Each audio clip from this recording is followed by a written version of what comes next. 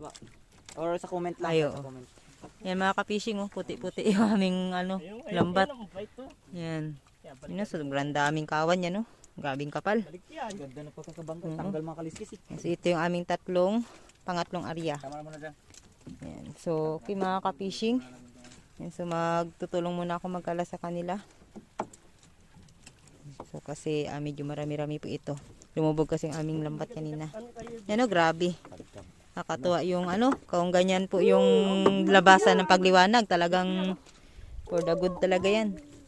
Kasi pag ganito pong madilim, medyo mahina po talaga yung mamura. Mura po yung bilihan.